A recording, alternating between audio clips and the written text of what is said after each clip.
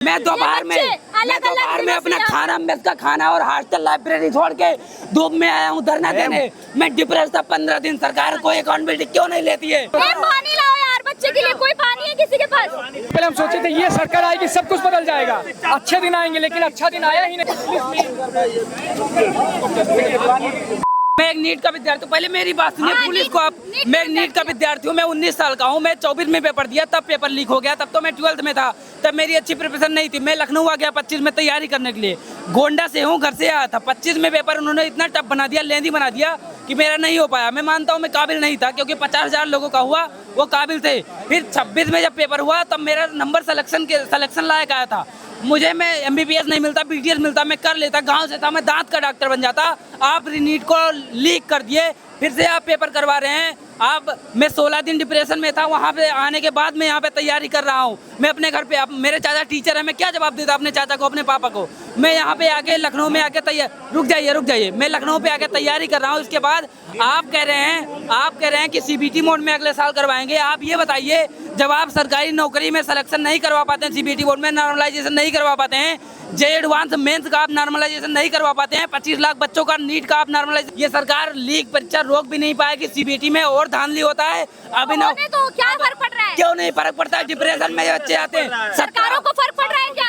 रुक जाइए भाई, रुक जाइए। 17 बच्चे मर गए, सरकार को क्यों नहीं फर्क पड़ना चाहिए?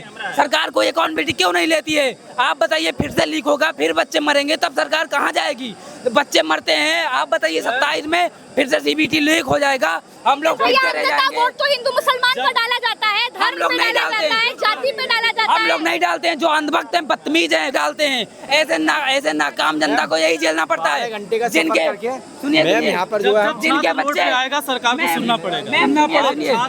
सुनिए, जिनके बच्चे गल्ला पे और सरकार के 5 किलो के राशन पे टिके हैं, वो सरकार से सवाल नहीं करते हैं, वो धरना में नहीं आते हैं। मैं लखनऊ पढ़ाई करता हूँ। छोटी बात नहीं है, ये छोटी बात नहीं है। इतनी प्रचंड गर्मी में मैं दोपहर में अपना खाना मेस का खाना और हॉस्टल लाइब्रेरी छोड़ के धूप में आया हूँ धरना देने। मैं डिप्रेस था 15 दिन। सरकार कोई अकाउंटेबिलिटी क्यों नहीं लेती है?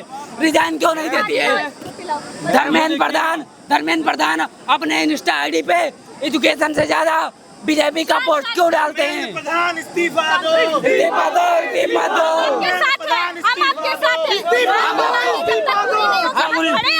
हम उल्टा चश्मा को फॉलो करते हैं, सब्सक्राइब करते हैं। मैं आपको दिखा सकता हूँ अपने इंस्टा पे।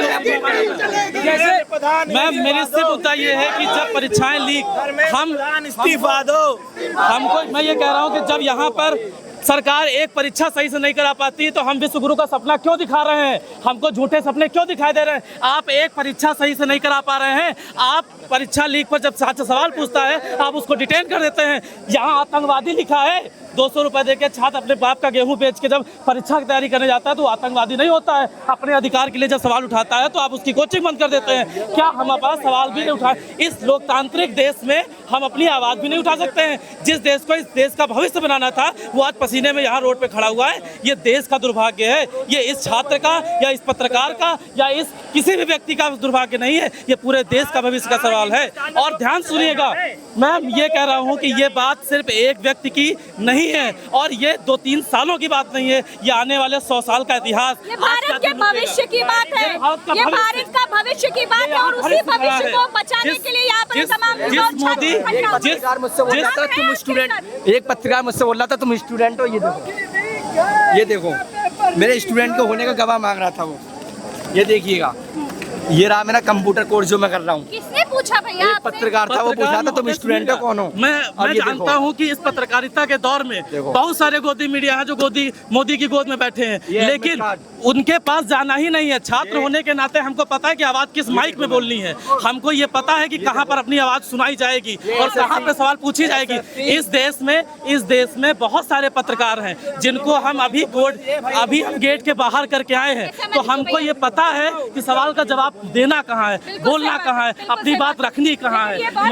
मैं उस जगह पर ही बोलूंगा जहाँ पर मेरी आवाज उन बहरे कानों तक पहुँच सके। बिल्कुल, सरकारें बहरी हो गई हैं, और जिन लोगों को आवाज बनना चाहिए, इन छात्रों की, इन लोगों की आवाज से आवाज मिलाना चाहिए, वो लोग ही जब इस तरह के सवाल पूछेंगे कि तुम पहले ये बताओ कि तुम छात्र हो कि नहीं हो। दिल्ली में भी हमने देखा कि पत्रकार उल्टे सवाल कर रहे हैं। रहे थे, उल्टे ही सवाल कर रहे थे। आज भी वही हो, देख रहे हैं। एक पत्रकार मुझसे बोल रहा था तुम स्टूडेंट हो, तो मैंने ये निकाल के दे दिया सब। ये देखो मेरा SSC GD 21 तारीख में मैंने बरेली में पेपर करा था, SSC GD, ये रसीद देते हैं। भैया हमें ये नहीं जानना, हमें पता है कि पेपर अगर लीक आप हो गया, इतनी गर्मी में पेपर यहाँ लीक- पर हो तो छात्र हो, पेपर परीक्षा लीक हो दिया गया। आपने। पेपर लीक हो गया, वो घर वालों से लेके गया था पैसे, पेपर लीक हो गया। और आज आया हूँ मैं यहाँ पे, दोस्त से 200 रुपये उधार लेके आया हूँ। ये बच्चे मेरे पास 90 रुपये। अब मैं ट्रेन से 12 घंटे का सफर करके आया हूँ मैं यहाँ से, 12 घंटे का सफर, यूपी ट्रिपल 12 घंटे का। ये बच्चे मेरे पास रुपए, ये आवाज सुनाई नहीं दे रही।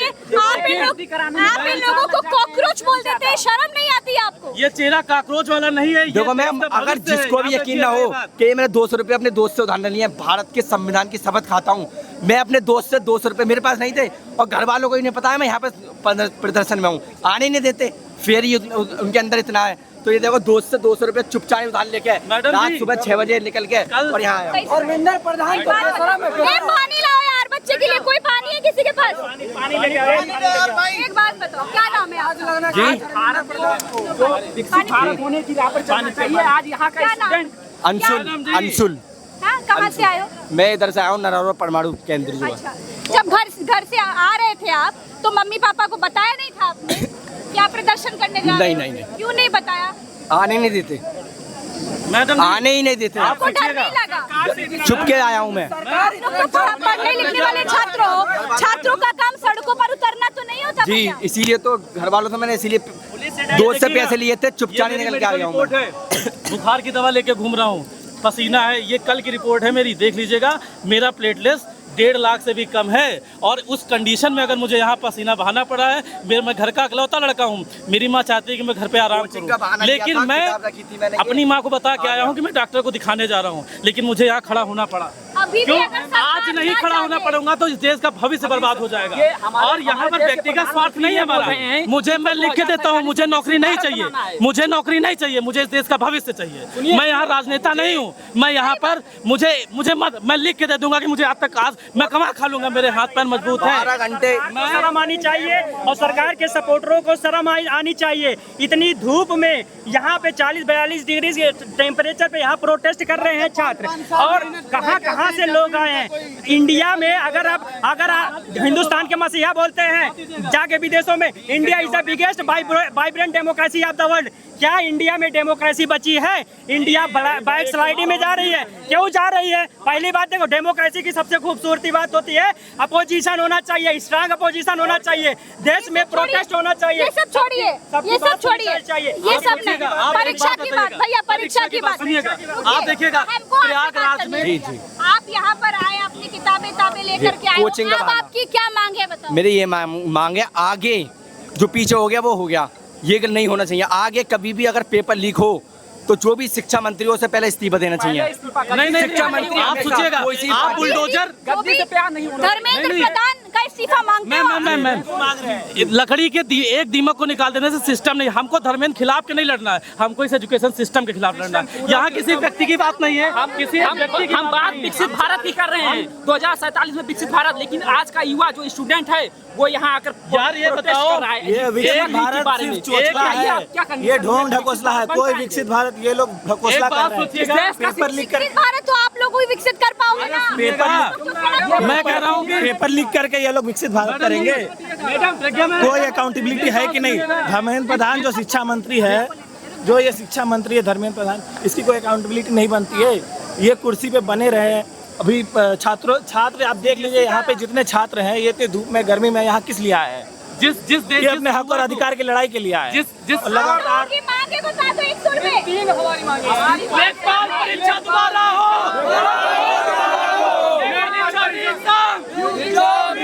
यूपीएससी का स्कोर कार्ड जारी हो। SSC GD का एग्जाम दिया, धर्मेंद्र प्रधान इस्तीफा दो, इस्तीफा दो, धर्मेंद्र प्रधान इस्तीफा दो, इस्तीफा दो, इस्तीफा दो। जिस दे ये हमारी मांग है, ये हमारी मांग है। आपका नाम क्या है? अनुभव तिवारी। तिवारी जी, आप सरकार के खिलाफ कहाँ आ गए? अरे सर सरकार के खिलाफ के तिवारी होने से खिलाफ नहीं आएंगे। हमारे साथ गलत हुआ है। पूछ रहे हैं कि भारत में वोट देने से पहले लोग जाति देखते हैं, धर्म देखते हैं, मुसलमान देखते हैं। हम सब यही चुने थे। आज के 10 साल पहले हम सोचे थे ये सरकार आएगी सब कुछ बदल जाएगा, अच्छे दिन आएंगे, लेकिन अच्छा दिन आया ही नहीं हमारे पास। सरकार जारी हो, लेखपाल का पेपर कैंसिल होकर एग्जाम हो। एकदम आराम से बोलना है, कोई भी आराम से, एकदम कोई भी एक लोग बोलेगा। एसएससी जीडी का एग्जाम हुआ, तो मैं यहाँ पर कोशिश ये कर रही हूँ कि एक एक छात्र की बात आप तक पहुँचाऊँ। खुद कम बोलूँ, लेकिन यहाँ जितने छात्र हैं उन सब की आवाज़ आप तक पहुँचाऊँ, क्योंकि जिनको जिम्मेदारी उठाना चाहिए वो उठा नहीं पा रहे, जिनको जवाब देना चाहिए वो जवाब दे नहीं रहे। इसलिए आज हम खड़े हैं और इनकी आवाज़ से आवाज़ बुला रहे हैं, उनकी बात आप तक पहुँचा रहे हैं। सरकार को अब जागना होगा, सरकार को अब समझना होगा कि अब नहीं तो आप भी नहीं। और हम यहाँ पे किसी का इस्तीफा मांगने नहीं, हम सिर्फ न्याय मांगने आए हैं। हमें नहीं चाहिए किसी का इस्तीफा। एसएससी जीडी का मैम, एसएससी जीडी लेखपाल पेपर, रुक जा भाई, एसएससी जीडी वही हाल वही लेखपाल पेपर लीक बंद करो, पेपर लीक बंद करो। लेखपाल पेपर लीक हुआ था 2022 में, तो एसटीएफ मतलब सरकार ने एसटीएफ का गठन किया था, तो एसटीएफ ने बताया था 15,000 लोगों ने जो है नकल की है। लेकिन ये ठीक हो, थोड़ा पानी वानी पी लो यार, मैं तो भूल ही गई।